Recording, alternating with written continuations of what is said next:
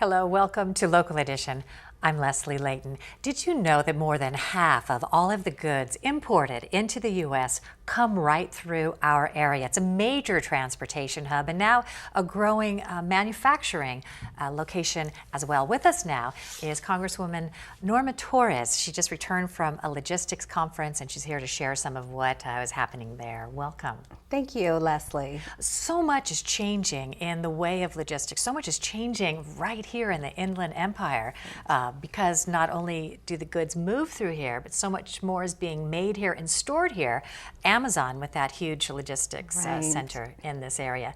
What other things did you learn there today? Well, we learned that as the economy began to recover, I mean, we were the first ones to feel that recovery because of the goods movement.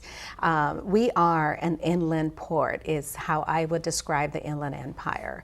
But with that comes a lot of other issues, that we have with smog, with transportation issues. Our truckers idling on our freeways, competing, for space with commuters that are living out here, were pushed out here because they could not afford to buy a home in Los Angeles County and are now having to commute 50, 60, up to 70 miles one way to work. So that is a clear problem. We have plenty of time to think about that when we're stuck in traffic. Yes. Are there any solutions that are being discussed? Absolutely. Today's conference really centered around what could the state do to help alleviate some of those problems, along with what we're seeing at the national level with climate change.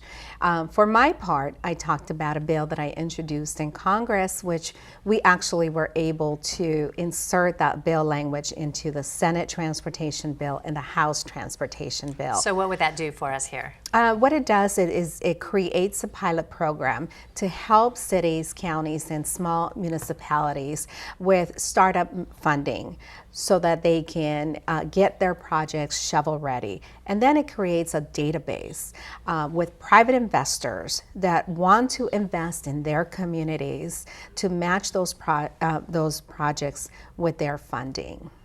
So it's infrastructure development. It promotes infrastructure, yes. Transportation? Transportation projects as well as water projects. With the drought here in California, that was another focus. Is how we have a lot of proposed projects, but not necessarily the money that we need to get them shovel ready, or the federal or state or local funding to get them built. So here's an opportunity for people that want to invest their own private money and match those investors to local projects.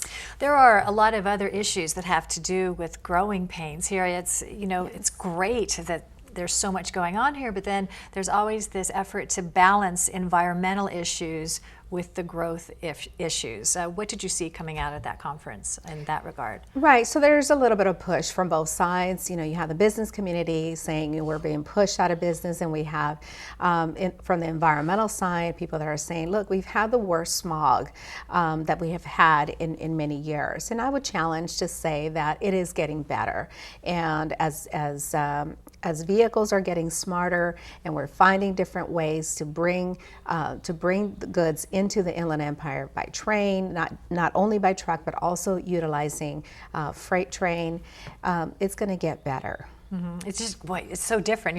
Now we order stuff online and they bring it to us. Yes. So all this trucking, it's a different world. It is an e-commerce economy. Yeah. Congresswoman Norma Torres, we're so happy you were here today. Thank you for sharing with us. And glad you could join us too. I'm Leslie Leyton.